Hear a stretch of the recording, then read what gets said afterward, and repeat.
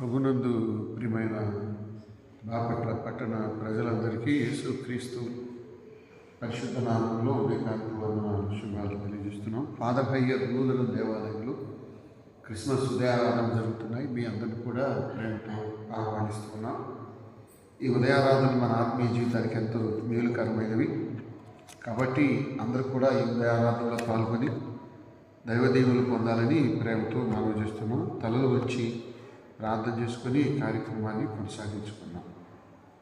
పరిశుద్ధుడైన తండ్రి, ప్రేమపూర్ణమైన దేవ, తండ్రి వందనాలు. మరొక నూతన ఉదయకాల ఆరాధన మమ్మల్ని పెట్టుకున్నాను. తండ్రి ఎక్కడికి మమ్మల్ని సురక్షితంగా భద్రంగా కాపాడడానికి స్తోత్రం. ఈ ఉదయారాధనలో మేము మమ్మల్ని దర్శించండి, నియమించండి.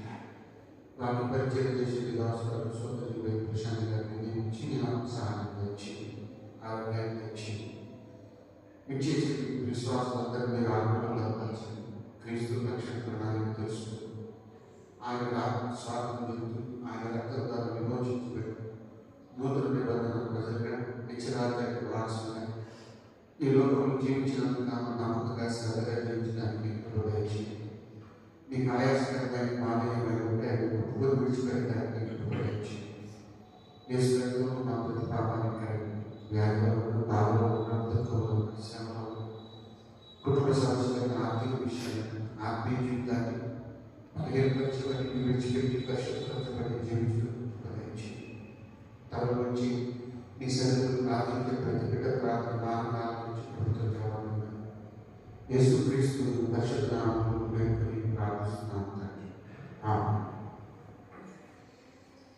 ఆంధ్ర క్రైస్తవ కీర్తనల పుస్తకంలో నుండి 640వ కీర్తన, ఈ రివెల్ ఫామ్లో 206వ కీర్తన అందాల తార అరుదించి నాకై అనే కీర్తన అందరం కలిసి పాడు. అందాల తార అరుదించి నాకై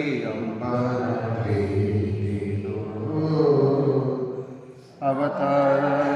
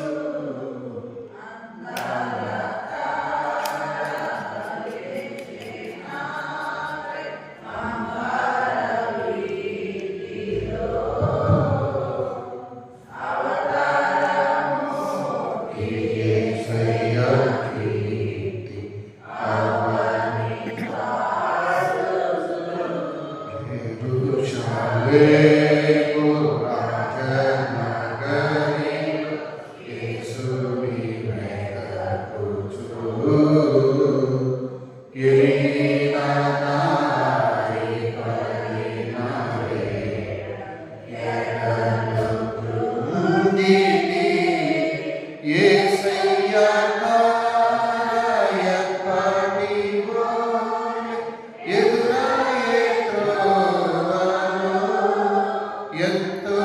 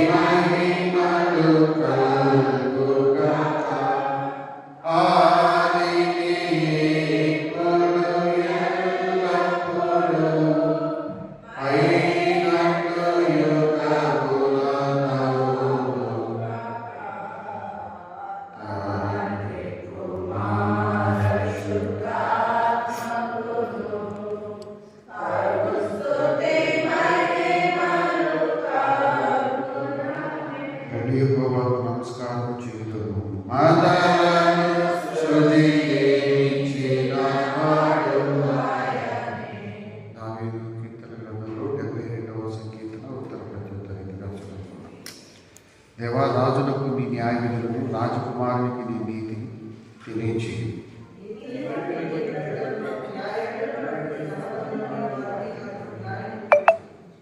నీతిని బట్టి పర్వతములను, చిన్న కొండలను ప్రజలకు నెమ్మది పుట్టించును.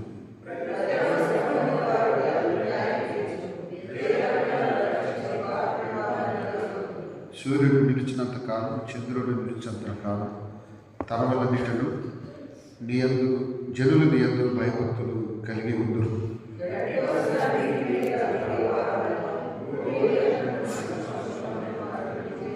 అతని దినముల నీతిమంతులు వర్ధిల్లుదురు. చంద్రుడు లేకపోవే వరకు క్షేమాభివృద్ధి కలుగు.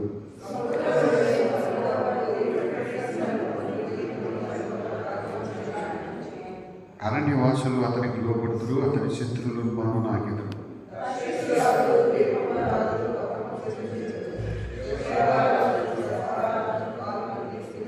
రాజులందరూ అతనికి నమస్కారం చేసేదరు. అన్ని జనులందరూ అతన్ని సేవించెదరు.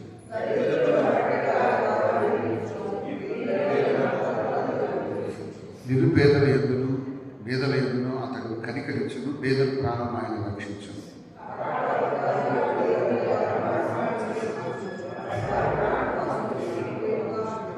అతడు చిరంజీవి యందును అతని సేవ బంగారం అతనికి ఇయ్యబడును. అతని క్షేమముకై జనులు నిత్యము ప్రార్థన చేయుదురు. దినమంతి అతని పొగుడు.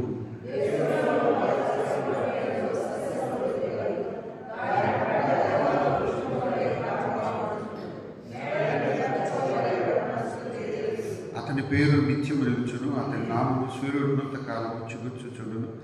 అతని బట్టి మనుషులు దీవించబడుదురు. అన్ని జనులందరూ అతడు ధన్యుడని చేర్చుకుందురు. చెప్పుకోరు.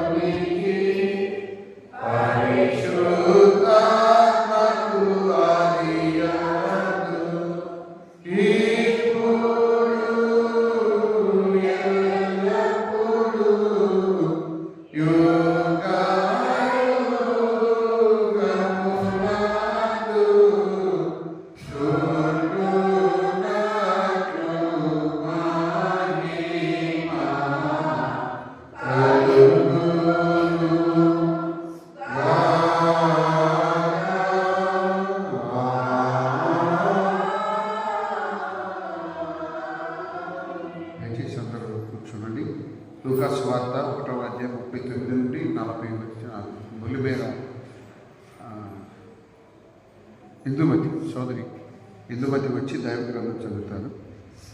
లూకా సువార్త 1వ అధ్యాయం 39 నుండి 45 నుంచి.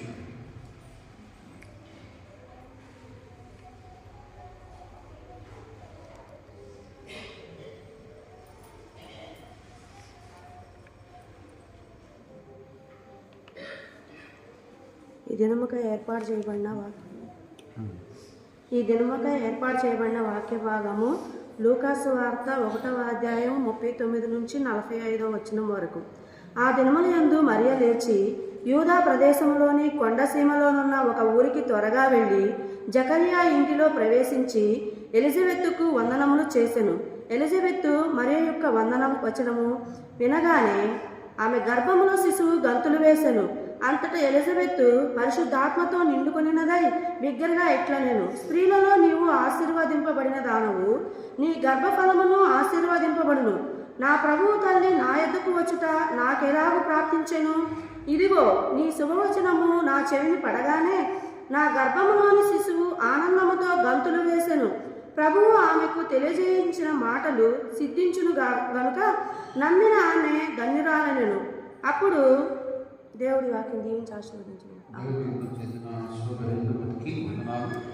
ఈరోజు మనకి దైవవర్తమానం అందించేవారు సహోదరి వై ప్రశాంత్ గారు. వారిని వాక్య పరిచర్యకు ఆహ్వానిస్తున్నాం. వారి వాక్యాన్ని అందించక ముందు ఆంధ్ర క్రైస్తవ కీర్తనలో 109వ కీర్తన, 20 ఫార్ములు 38వ కీర్తన చింతలేని కాలం యేసు పుట్టెను అనే కీర్తనతో వాక్య ధ్యానంలో వెళ్దాం. చింతలేదిక యేసు పుట్టె వింతగలు బేత్లెహేమందున చెంత చేరను రండి సర్వజనాంగమా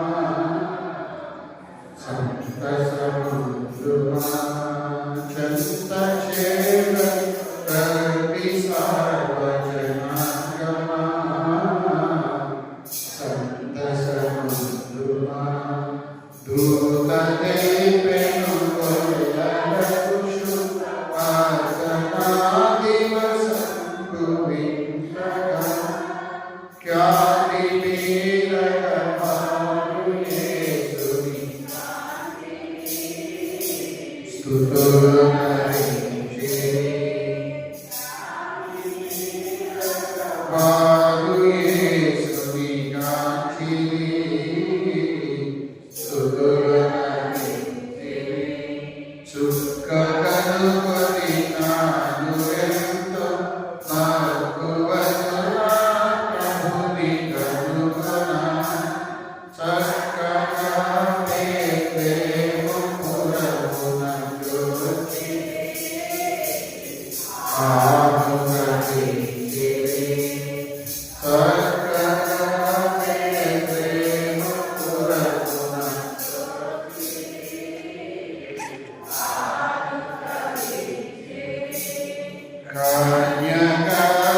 కన్యకాపురమునందు పుట్టె కరుణగల రక్షకుడు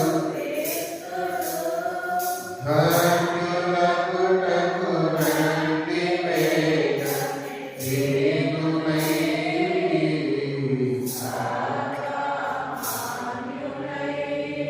ధన్యులగుటకు రండి వేగ దీనులై సర్వ పాపమెల్లను పరిహరింపను పరమరక్షకుడవతరించెను. దాపు చేరిన వారి విడుదల భాగ్యము మోక్ష భాగ్యము. చింతలేదిక యేసు పుట్టె వింతగలు బేత్లెహేమందున చెంత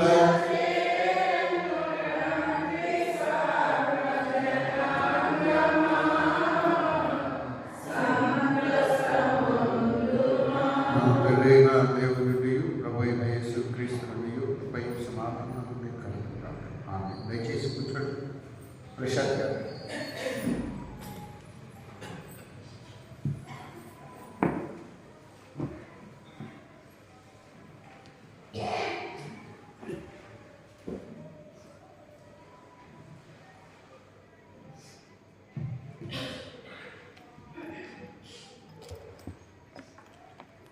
మైక్ ఒకసారి మాట్లాడు.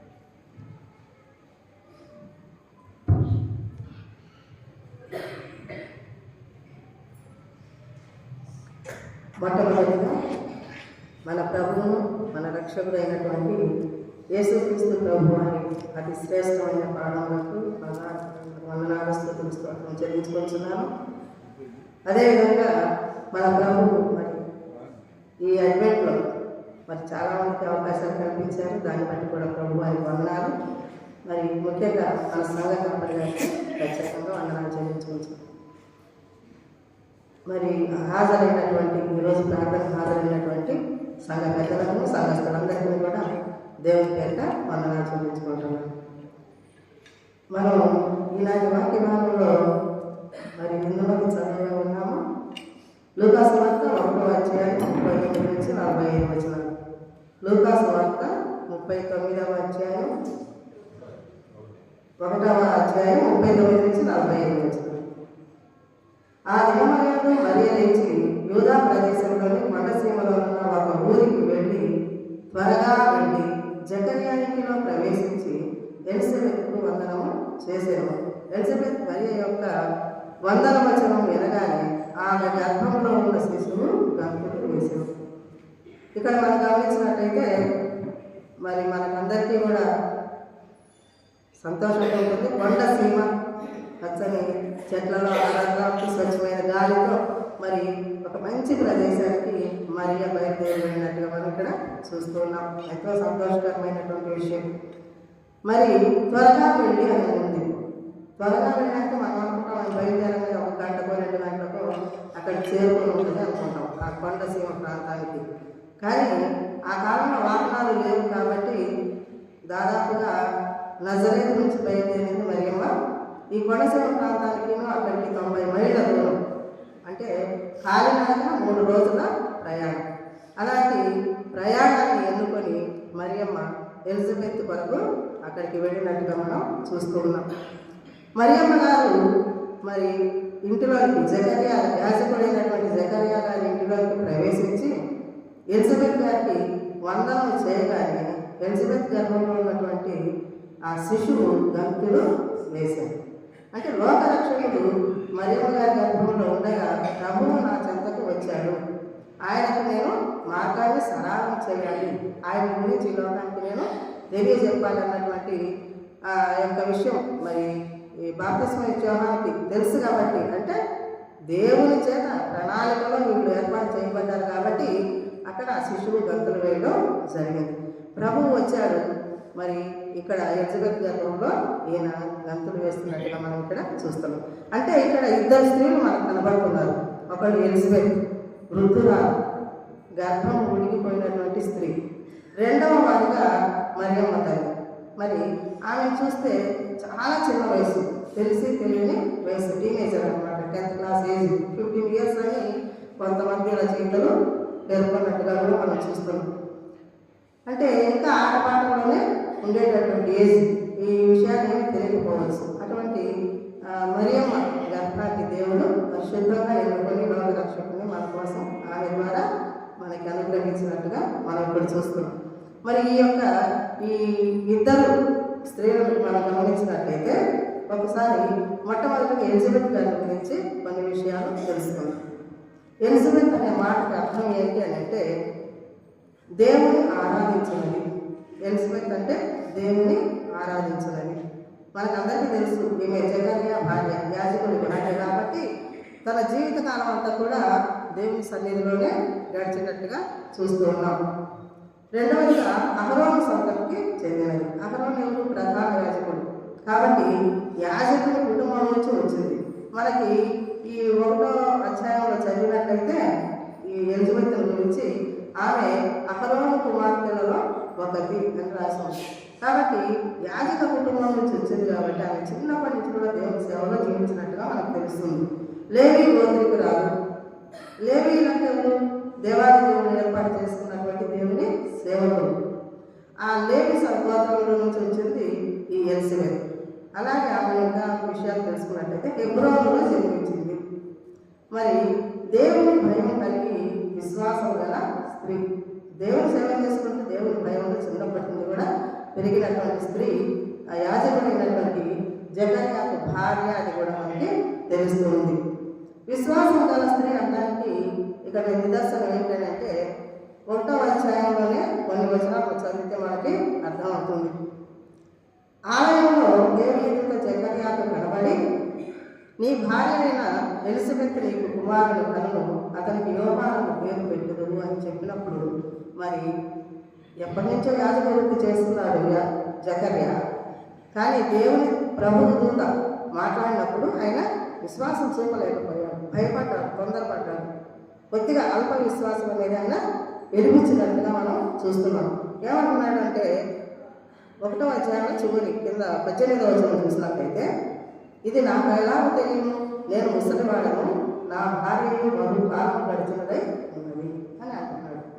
అయ్యో ముసలివాళ్ళం అయిపోయాము, మరి నాకు ఈ సమయంలో నా కుమారుడు కలగటువంటి అని చెప్పి ఆయన అల్ప విశ్వాసాన్ని వ్యక్తం చేస్తూ ఉన్నాడు. కానీ ఎలిజబెత్ అయితే ఆ విషయాన్ని గమనించి కూడా తన భర్త మోగవాడవడం, ఈ విషయాలన్నీ గమనించుకొని ఆ వాక్యాన్ని హృదయంలో భద్రపరుచుకొని 5 నెలలు ఎవరి కంట కనబడకుండా ఉంది అని రాసింది. ఇక్కడ 25వ వచనానికి వచ్చినట్లయితే, నన్ను కటాక్షించిన దినములలో ప్రభువు ఈలాగా చేసేదనుకొని 5 నెలలు ఇతరుల కంట పడకుండెను.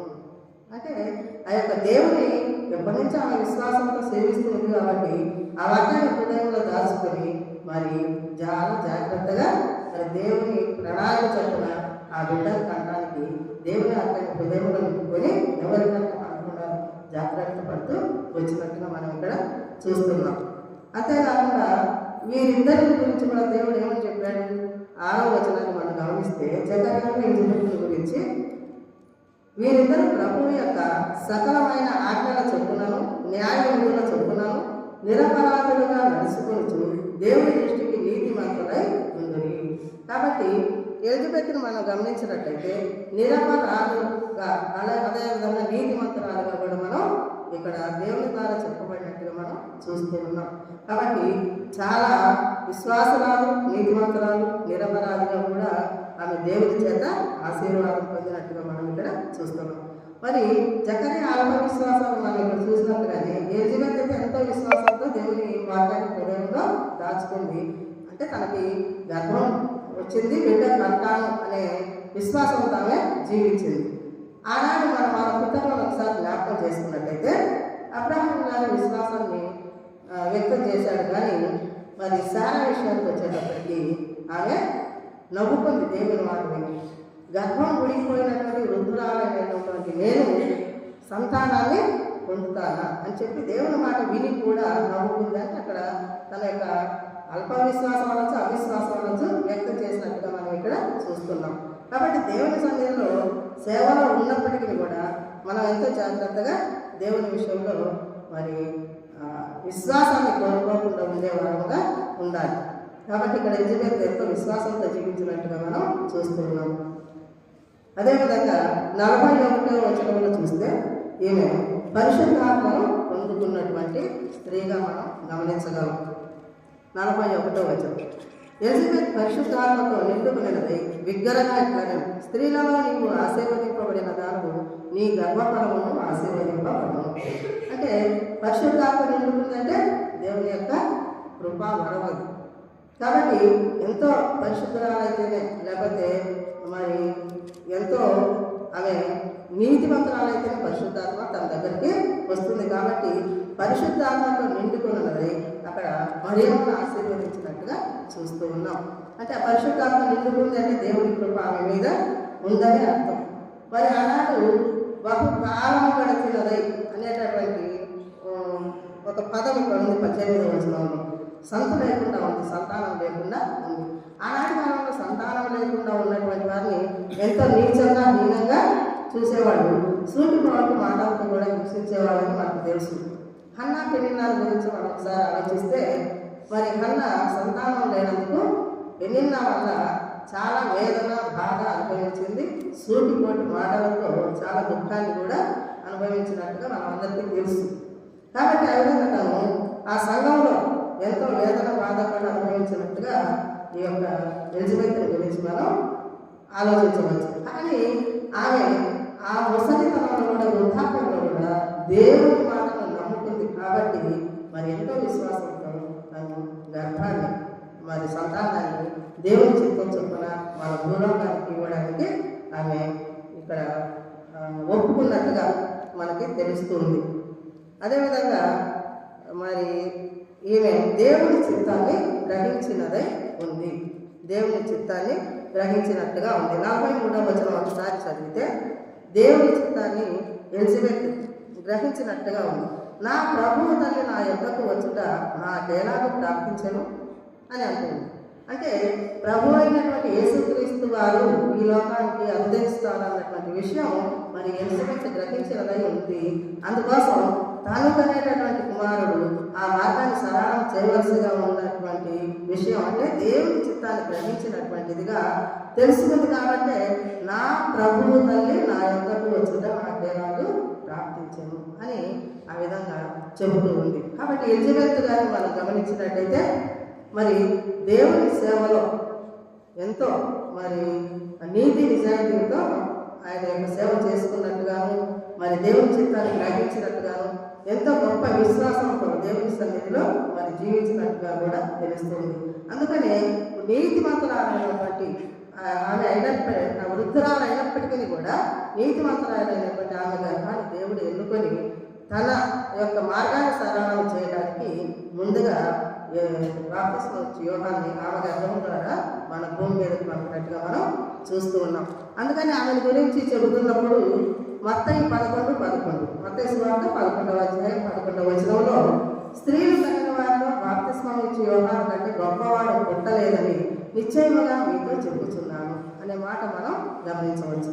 కాబట్టి స్త్రీలు కలిగిన వారిలో ఇంతటి గొప్పవాడు ఎవరు కూడా లేరు అని మనం వింటూ ఉన్నాం. కాబట్టి ఆమె ఎంతో ఆశీర్వాదం పొందినటువంటి స్త్రీగా మనం గమనించవచ్చు.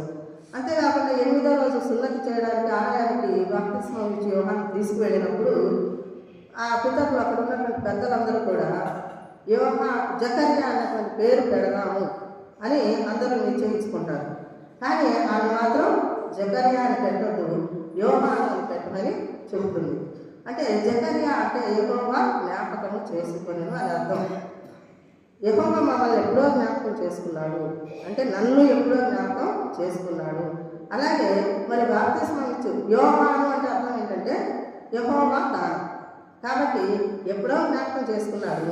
ఈనాడైతే ఆయన ద్వారా ప్రభు వారి ద్వారా దేవాది దేవుని ద్వారా నేను గొప్ప దానం పొందుకుంటున్నానని చెప్పి యోహాను అని పేరు పెట్టమని. యోహాను అంటే యెహోవా దానం అని అర్థం. ఆ విధంగా ఎలిజబెత్ ఎంతో జాగ్రత్తగా సేవ చేసుకుంటూ ఒక ఆశీర్వదింపబడినటువంటి స్త్రీగా మనం గమనించవచ్చు. రెండవ స్త్రీగా వచ్చినట్టయితే మరియమ్మ. ఆ వచనాల్లోనే మరియమ్మను కూడా మనం చూడవచ్చు. మరియా అంటే సముద్ర నక్షత్రం. ఎలిజబెత్ అంటేనేమో దేవుని ఆరాధించినది. ఇక్కడ మరియా అంటే సముద్ర నక్షత్రం అని అర్థం. హీబ్రూ భాషలోని పదం మిరియం అన్నటువంటి పదం నుంచి మరియా అన్నటువంటి పదం వచ్చినట్టుగా కూడా మనం చూస్తూ ఉన్నాం. అయితే ఈమె నివసించినటువంటి గ్రామం నజరేతు. మరియా యొక్క తల్లిదండ్రులు అన్నమ్మ యాకీబు. వీళ్ళు మరియా యొక్క తల్లిదండ్రులు. సామాన్యమైనటువంటి కుటుంబం. అప్పట్లో మరియమ్మల గురించి కొంతమంది రచయితలు రచయించారు. నల్లని కళ్ళు కలిగి చాలా అందంగా ఉన్నటువంటి ఒక కన్య అని. కాబట్టి అందమైనదే కానీ హృదయాంతరంలో కూడా ఆమె అందాన్ని సంతరించుకుని ఉన్నట్టుగా మనం చూస్తున్నాం. అందుకని దేవుడు ఆ యొక్క కన్య అయినటువంటి మరియను చిన్న వయసు అయినప్పటికీ కూడా దేవాది దేవుని లోకరక్షకుని మన లోకానికి పంపించడానికి ఆమెను ఎన్నుకున్నట్టుగా మనందరం కూడా గమనించవచ్చు. విశ్వాసము గల కన్య. ఎప్పటి నుంచి ఆమె చిన్నప్పటి నుంచి కూడా దేవుని మీద భయభక్తులతో పెరిగింది కాబట్టి ఆమెను దేవుడు ఎన్నుకున్నాడు. అందుకని 47వ వచనంలో చూసినట్టయితే ప్రభు దాసురాలను అంటది. అంటే దేవదూత మరియతో మాట్లాడినప్పుడు ప్రభువు దాసురాలను అంటది. అంటే దేవుని మరి తను నమ్మినట్టుగా వెంటనే దేవదూత మాట్లాడిన వెంటనే ప్రభువు దాసురాలను అంటే ఆ యొక్క విషయాన్ని నమ్మి ఆమె దేవుడికి లోబడినట్టుగా కూడా మనం చూస్తూ ఉన్నాం.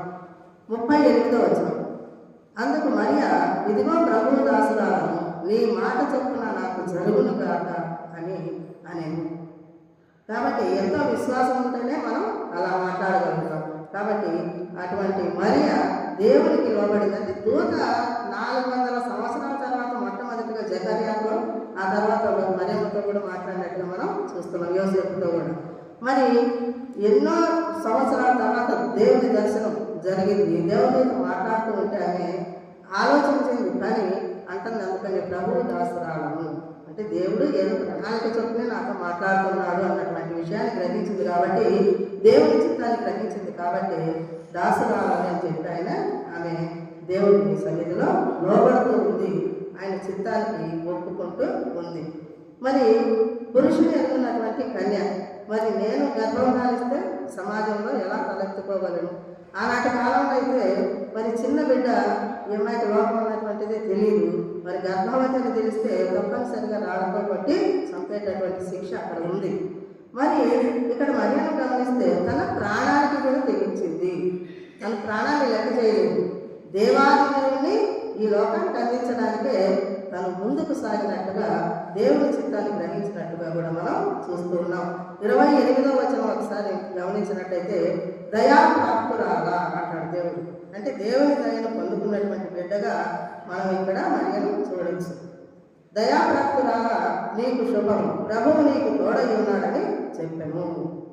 కాబట్టి దేవుని దయను పొందుకుంది. అదేవిధంగా తర్వాత మనం వచనాల్లో చూసినట్లయితే పరిశుద్ధాత్మను పొందుకున్నట్టుగా కూడా మనం మరియమ్మ గురించి తెలుసుకోవచ్చు. 34-35 వచనాలు చదివితే, నేను పురుషుని ఎరుగని దానని నీది ఎలాగో జరిగినని దూతతో అనగా, దూత పరిశుద్ధాత్మ నీ మీదకి వచ్చును. దేవుడు వచ్చే ఆశీర్వాదం ఉంటే కానీ, ఆయన కృప ఉంటే కానీ పరిశుద్ధాత్మ మన దగ్గరికి రాదు. కాబట్టి పరిశుద్ధాత్మ నీ మీదకి వచ్చును, సర్వోన్నతుని శక్తి నిన్ను నమ్ముకొను, పుట్టబోవు శిశువు పరిశుద్ధుడై దేవుడి కుమారుడు అనబడను. ఇక్కడంతా కూడా పరిశుద్ధాత్మతో నిండుకున్నటువంటి వచనాలు ఉన్నాయి. కాబట్టి మరియమ్మ తల్లి మరి ఎంతో పరిశుద్ధురాలైతేనే దేవుని సన్నిధానానికి లభించింది. ఆ యొక్క దేవుని దూత ఆమెతో మాట్లాడినట్టుగా చూస్తున్నాం. పరిశుద్ధాత్మ చేత ఆమె నిండుకున్నది అంటే పరిశుద్ధాత్మ వరాన్ని కూడా ఇక్కడ మరియ పొందుకున్నట్టుగా కూడా మనం చూస్తూ ఉన్నాం. అదేవిధంగా దేవుని కృప పొందినటువంటి కన్య 30వ వచనాన్ని గమనిస్తే దేవుని కృపను పొందుకున్నట్టుగా కూడా చూస్తున్నాం. దూత మరియా భయపడకు, దేవుని వలన నీవు కృప నొందితివి అని అంటున్నాడు. కాబట్టి దేవుని కృప, దేవుని ఆశీర్వాదం, మరి పరిశుద్ధాత్మ కృమరింపు ఇవన్నీ కూడా మరియ పొందుకుంది. కాబట్టి ఒక పరిశుద్ధురాలుగా ఆమె అక్కడ క్రీస్తు వారి జననానికి ఒప్పుకొని క్రీస్తు వారిని మన భూలోకానికి పంపించడానికి ఆమె ఒప్పుకున్నట్టుగా, అంటే తను నిర్ణయించుకున్నట్టుగా, దేవుని చిత్తాన్ని గ్రహించినట్టుగా ఇక్కడ మనం గమనించవచ్చు. అంతేకాకుండా మరి దేవుడు ఇక్కడ 42వ వచనంలో ఎలిజబెత్ అంటుంది, పరిశుద్ధాత్మతో నిండుకొని స్త్రీలలో నీవు ఆశీర్వదింపబడినదానవు. ఇవి ఎలిజబెత్ నుంచి వచ్చిన మాటలు. మరియ గురించి ఎలిజబెత్ అంటూ ఉంది, స్త్రీలలో నీవు ఆశీర్వదింపబడిన దానవు, నీ గర్భఫలము ఆశీర్వదింపబడను. ఎంత గొప్ప ఆశీర్వచనం అండి! స్త్రీలలో నీవు ఆశీర్వాదం పొందినదానవు. మరి పరిశుద్ధాత్మతో నిండు పొందన ఎలిజబెత్ మాట్లాడుతుంది ఈ మాటలు. కాబట్టి దేవుని కృప చొప్పున, దేవుని ఆశీర్వాదం చొప్పున మరి మరియమ్మ పరిశుద్ధాత్మతో నిండుకున్నదై కూడా పరిశుద్ధాత్మ పొందుకున్నది కూడా మనం చూస్తూ ఉన్నాం. స్త్రీలలో నీవు ఆశీర్వదింపబడిన దానవు, నీ గర్భఫలము ఆశీర్వదింపబడను. అంతేకాకుండా ఎలిజబెత్ అంటుంది, నా ప్రభువు తల్లి నా యొద్దకు వచ్చుట నాకెలాగో ప్రార్థించను. ఎంత గొప్ప స్త్రీలని వీళ్ళు ఆశీర్వాదం పొందుకున్నటువంటి వాళ్ళు. కాబట్టి నా ప్రభువు తల్లి నా వద్దకు వచ్చుట నాకెలాగో ప్రార్థించను అంటే యేసు ప్రభు వారు మరియమ్మ గర్భంలో ఉన్నారు, ఆయన త్రోవ సరళం చేయడానికి నేను గర్భాన్ని ధరించాను అన్నటువంటి విషయాన్ని ఎలిజబెత్కి తెలుసు. దేవుని ద్వారా ఇవన్నీ కూడా గమనించింది, దేవుని చిత్తాన్ని గ్రహించింది. కాబట్టి ఆ విషయాన్ని ఇక్కడ చెబుతూ ఉంది, నా ప్రభువు తల్లి నా యొద్దకు వచ్చుట నాకేలాగో ప్రార్థించను. పరిశుద్ధాత్మతో నిండుకున్నది కాబట్టి ఆమెకి ఆ మరియమ్మ గర్భంలో లోక రక్షకుడైనటువంటి యేసు ప్రభు వారు ఉన్నారు అన్నటువంటి విషయాన్ని గ్రహించి ఈ మాటను చెబుతూ ఉంది. మనం క్రింది వచనాల్లో గమనించినట్టయితే మరియమ్మ మాట్లాడినటువంటి మాటలు ఉన్నాయి. ఆయన తన దాసురాలి దీన స్థితిని కటాక్షించను అని మరియమ్మ చెబుతూ ఉంది. దేవుడు తన దాసురాలి దీన స్థితిని కటాక్షించను అంటే ఒక దీన స్థితిలో ఉంది చిన్న బిడ్డ, లోకం తెలియనటువంటి అమాయకురాలు. మరి తన గర్భవతిని తెలిసి తర్వాత దూత ద్వారా అడుగునింది ఏమని, నీ బంధువురాలైనటువంటి ఎలిజబెత్ కూడా 6వ నెల గర్భంతో ఉన్నది అన్నటువంటి మాట విని వెంటనే ఎలిజబెత్ వద్దకు ప్రయాణమై 90 మైళ్ళ దూరం ప్రయాణం చేసి 3 రోజులు ఆమెను చేరుకుంది. అంటే తన యొక్క స్థితి ఎలాంటిదో అప్పుడు చెప్పుకుంటూ ఉంది. ఎలిజబెత్ ముందు ఈ మాటలు పలుకుతూ ఉంది. ఆయన తన దాసురాలి దీన స్థితిని గ్రహించాడు, కటాక్షించాడు. అంటే దేవుని కటాక్షము నా మీద ఉన్నది, నా ఆత్మ నా రక్షకుడైన దేవుని యందు ఆనందించెను. దేవుని సన్నిధిలో ఆమె ఆనందిస్తూ ఈ మాటలు పలుకుతూ ఉంది. సర్వశక్తిమంతుడు నాకు గొప్ప కార్యములు చేసిన కనుక ఇది మొదలుకొని అన్ని తరముల వారు నన్ను ధన్యురాలని అందరూ.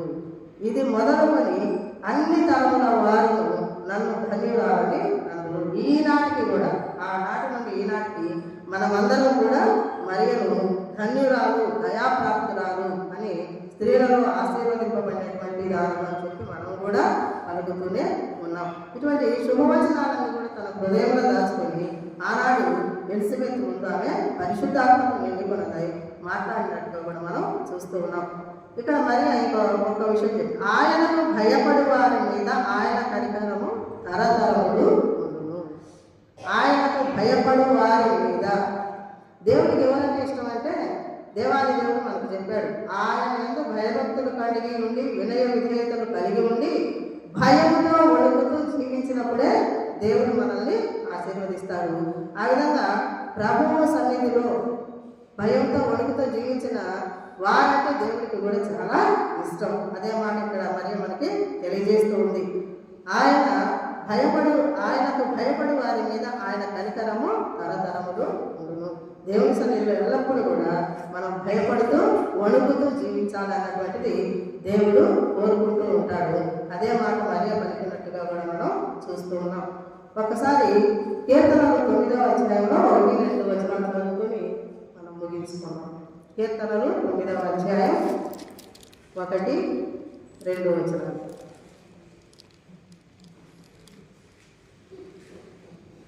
నా పూర్ణ హృదయంతో నేను యెహోవాను స్తుతించెదను. యెహోవా నీ అద్భుత కార్యములన్నిటినీ నేను వివరించెదను. మహోన్నతుడా, నేను నిన్ను గురించి సంతోషించి హర్షించుతున్నాను. నీ నామమును కీర్తించెదను. ఇది ఆ దేవుడు చేసినటువంటి అద్భుత కార్యం. ఉడికిపోయినటువంటి గర్భాన్ని తెరచి ఆమె ద్వారా ఒక గొప్ప వ్యక్తిని మన భూలోకానికి పంపించాడంటే లోకరక్షకుడు రావడానికి మార్గాన్ని సరళం చేశాడు.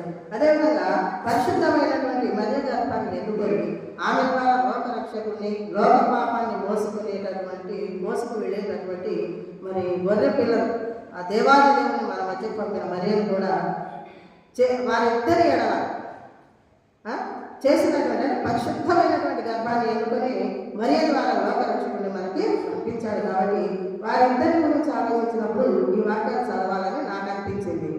నా పూర్ణ హృదయంతో నేను యెహోవాను స్తుతించెదను. యెహోవా నీ అద్భుత కార్యాలన్నిటినీ నేను వివరించెదను. ఇది గొప్ప అద్భుత కార్యాలు.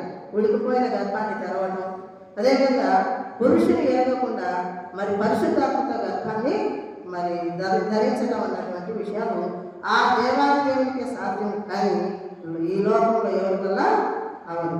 మహోన్నతుడా, నేను నిన్ను గురించి సంతోషించి దర్శించుతున్నాను. నీ నామమును కీర్తించెదను. గొప్ప గొప్ప కార్యాలు చేసే దేవాది దేవుడు మన ముందు ఉన్నారు. కాబట్టి ఆ లోక రక్షకుని మనం ఎల్లప్పుడూ కూడా నమ్ముకొని ప్రార్థించుకుంటూ ఆ దేవాది దేవుని సన్నిధిలో జీవించాలని కోరుకుంటున్నాను.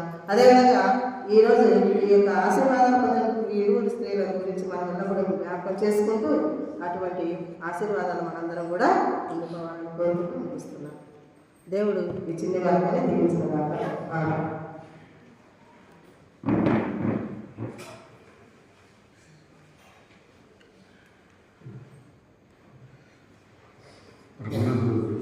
దేవుని బిడ్డలారా, ఈ ఉదయ కాలాలకు చేసిన వారందరికీ యేసుక్రీస్తు పరిశుద్ధ నామంలో వందనాలు తెలియజేస్తున్నాను.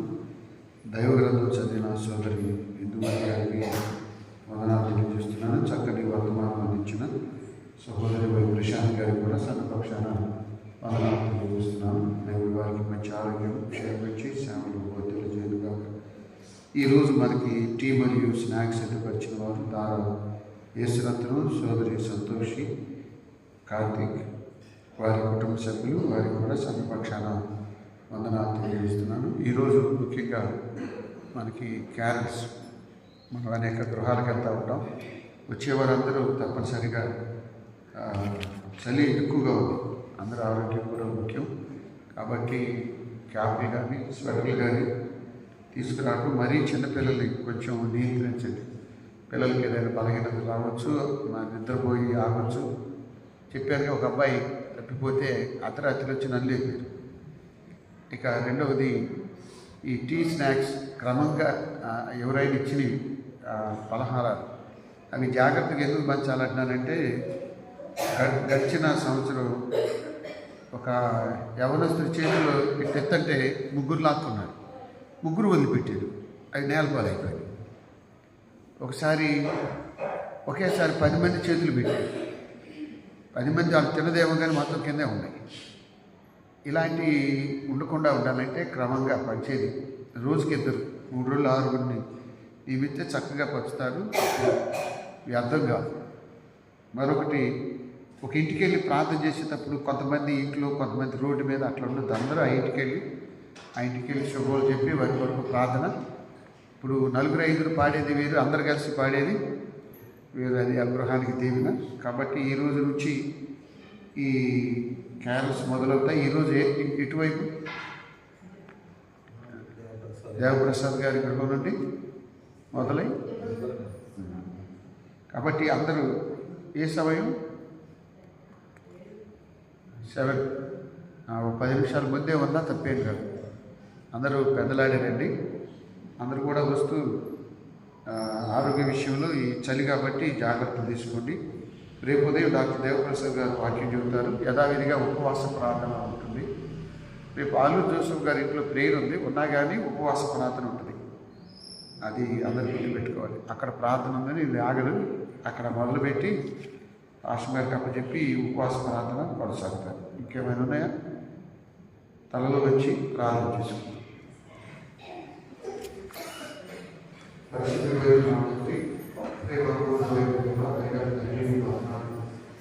నా విశ్వాసం జీవితంలో ప్రారంభించి సజీవంగా సూర్యోదయం కంటే ముందే ఈ సమాసం చూపించాను. ఈరోజు దర్శించారు. నాలుగు పెద్దలు తిరిగి నగరంలో రావడానికి అవకాశం ఏంటి? దైవలను వారి వాళ్ళకి వారి కుటుంబాన్ని దీవించి వారి ఆశీర్వదించి ఆరోగ్యం అందించి చక్కటి ప్రశాంత్ గారి వారి భర్త సుందరరాజు గారికి మంచి ఆరోగ్యం క్షేమం నుండి ఆశ దూరదేశంలో ఆయన దీవించి అక్కడ మద్దతు పరిశుద్ధ దేవుని దయచేసి సుందరరాజు గారి పుట్టులు అలాగే వారి ప్రశాంత్ గారి పుట్టులు ఆశీర్వించి రేపు దిన వాటిని జరగడానికి ఈరోజు సంఘాన్ని ప్రేమించి ఆవేశ్వరుడు గారు సంతోషం కార్మిక వారి కుటుంబ సభ్యులు ప్రేమ చేసుకున్నానికి వాటిని ఆశీర్వదించింది. ఆత్మకు సంతోషంతో ప్రేమించదు కుటుంబ ఆరోగ్య క్షేమాలు రక్షణ విశ్వాసంలో రేపు దిన నాయన తిరిగి ఉదయకాలం ఉపవాస ప్రార్థన సంక్రమణాలు ప్రారంభించింది.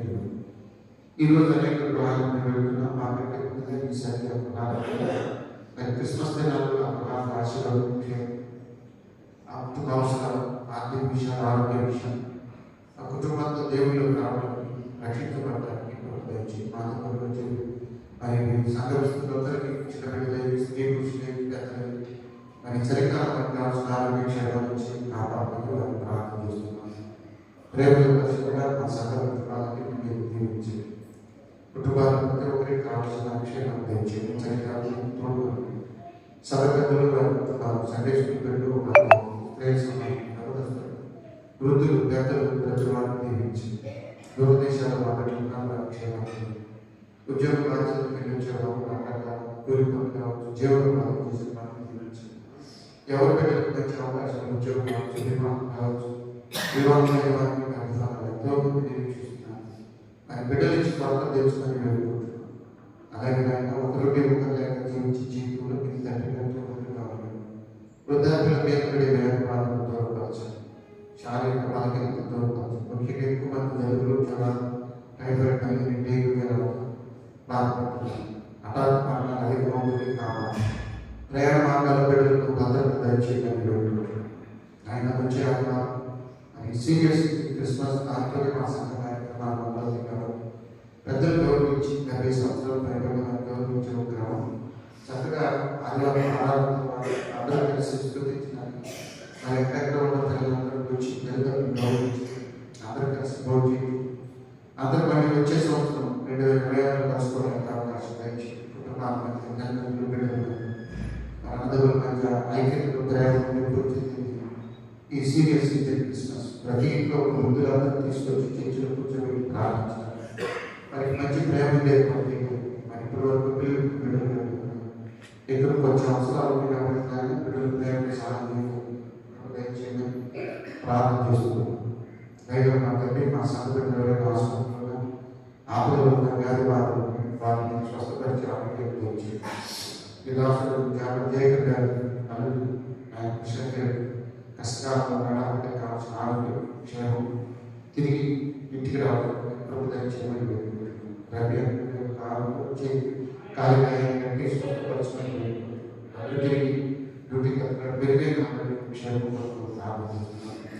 సంఘ కుటుంబాలన్నింటి పేరు దీవించి అలాగే వచ్చే వారంలో క్రిస్మస్లో అది కొన్ని కార్యక్రమాలు వెంకటేశ్వరి కావచ్చు యూత్ కావచ్చు 24 జరిగేటువంటి సాయంకాల ఆరాధన క్రిస్మస్ దేవాలయం 25 ఆరాధన క్రిస్మస్ ఆరాధన 31 తారీఖు సంక్రాంతి ఈ పండుగ మీద మా సంఘ సభ్యులతో ప్రాంతాలకు ప్రయాణించే మార్గాలు క్షేమాలు ఈర్ష్యకు సమయం విభిన్నంగా పరిచయం సువార్తని ప్రార్థన సేవకులు విషయంలో అక్కడ క్రూరంగా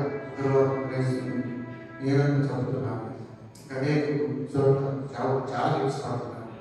కాబట్టి ప్రతికూల పరిస్థితుల్లో విశ్వాసాన్ని కాపాడుకుంటూ సేవ చేయడానికి శక్తి ధరించి ఎంతో మంది పుణ్యగంతులకి ఆశాన్ని మిషనరీ సేవ మన ఉత్తర కొరియాలో స్వార్థ విషయం ఆఫ్ఘనిస్తాన్ ఎన్నో ముస్లిం దేశం బౌద్ధ దేశం కమ్యూనిస్ట్ దేశాలకు స్వార్థ అరవై కోట్ల ప్రాంతాలకు సేవ కోత విశ్వాసం పరివర్తన భారతదేశంలో నుండి నుంచి విలిపి భారత గ్రామ్స్ అందరూ త్యాగం ఆపద సభకు సంఘంలో ఆయన 180 సంవత్సరాలు మరి 184 సంవత్సరాలు సంఘం చాలా ఓడిపోలేదు. క్రిస్మస్ దినాలు సంఘాధ్యక్షులు అధ్యక్షులు అలాగే సంఘంలో చాలా మార్పులు అవి జరుగుతూ ఉన్నాయి. కురియన్ చేసుకుంటూ మనకు కావాల్సినటువంటి ఆలోచన శక్తి సంఘాస్తులు సువార్త అని విడుదల పాసులు జనాలు గోవర్ధనాలు చారికి కుష్ఠవ్యాధులు మరి వ్యాధులు ఎన్నెన్నో గొప్పని మోదపడిపోయాయి. సువార్త తలగా అనిపించారు. కాపలందరూ దేవుని భయం మరి శేషంలో కాపలకి ఆరోగ్యం కాదు. అలాగే తండ్రి విడుదల పాసులు కాదు. గతంలో మన ప్యారిస్లో ఎంతో కనిపించడం జరుగుతున్నాను. ఇప్పుడు మనం పెంచేవాళ్ళు దాచేవాళ్ళు ఈ సంఘం 13 సంవత్సరాల నుంచి ప్రేమతో రోజులు పెట్టి కొంత కార్మికులు కొత్తగా ఉత్సాహం కలిగిస్తున్నారు.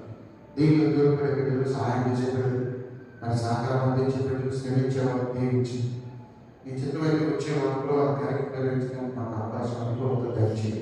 దాంతో పాటు అలాగే మీ జగన్మతులు వారిని జ్ఞాపకం చేస్తున్నాను. దైవం మాత్రమే మీకు వందనాలు స్తోత్రాలు చూపిస్తున్నాను. భారతదేశం ప్రత్యేకంగా చాలా హింసలు ఉత్తరప్రదేశ్ మధ్యప్రదేశ్ మహారాష్ట్ర ఛత్తీస్గఢ్ మరి మణిపూర్ ఒరిస్సా ఆంధ్రప్రదేశ్ కూడా అక్కడక్కడ మరి సువార్తగా ఆఫ్రికా మరి గడిచిన దినాల్లో మరి పోయిన ఆదివారం గోదావరి జిల్లాలో మరి ఆదివారం ఆరాధన ఆడుకుంటున్నాయి. ధైర్యంగా తండ్రి మరి ఈ బిడ్డలు సేవ చేయాలంటే తోటి కాపుల సేవలు సందర్శనలు ఒకరికొకరు ప్రారంభించారు. అలాగే పార్టీలో మహిళ సంఘాలు పక్కన కృష్ణుడు సహాయం చేశారు. శుక్రవారం రోజున తీసుకుని సంఘాలు చాలా మంది దాతలు ప్రవహించాలి. ఆ సంఘ కుటుంబాలు చాలా మందికి ఆ దాతలతో ప్రయాణించారు. వాళ్ళ ఇండివిజువల్గా వ్యక్తిగతంగా ఎంతో మంది సహాయం చేశారు. ఆ ప్రతిక బిడ్డలకు మేలు ధరించి తలలో నుంచి బిడ్డల వ్యక్తిగత ప్రార్థనలు సమర్పించి తిరిగి ఎప్పుడు మేమంతా ఆ కుటుంబాన్ని కదడానికి రావడానికి ధరించి ఇప్పుడు వారికి ఎవరెవరైతే రాలేకపోయారు మరి దినాలు కొద్దిగా ఉన్నాయి కాబట్టి మిగతా దినాలను సద్వినియోగం చేసుకుంటారు. బిడ్డలందరూ క్రిస్మస్ ఉదయాలు ఆదివారం దేవుడి యొక్క దేవుడి వద్దులు ఆ యావత్ పాపదోషాలు క్షమించి ఆ మనల్ని విడుదల చేస్తున్నాము ప్రార్థిస్తున్నాము.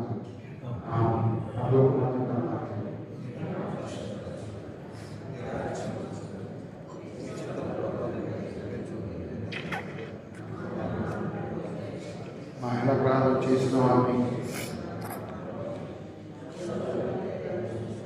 రాజ్యమును శక్తియు మహిమయు నిరంతరమును నీవయు మన యేసు స్వామి కృప తండ్రి అయిన దేవుని ప్రేమ పరిశుద్ధాత్మని అన్యోన్య సహాయం సమాధానం ఇప్పుడు ఎల్లప్పుడూ మనకును ఆయన ప్రేమించు వారికి తోడై ఉండను కాదు. రక్షకుడు దయచినాడగా మన కొరకు పరమా రక్షకుడు దయచినాడగా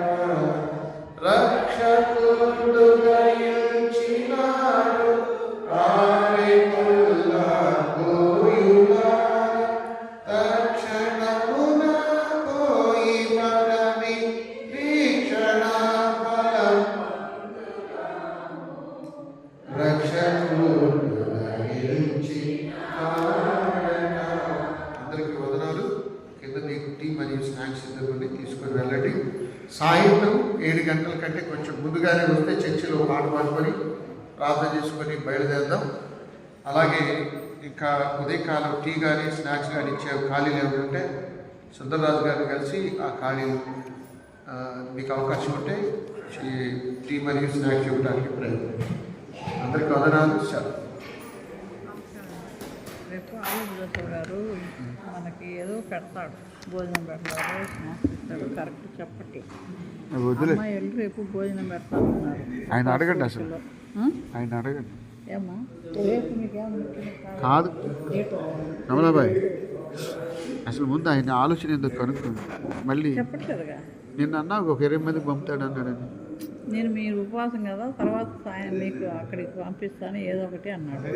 మరి అదేదో కనుక్కోండి. మళ్ళీ ఆవిడిచ్చి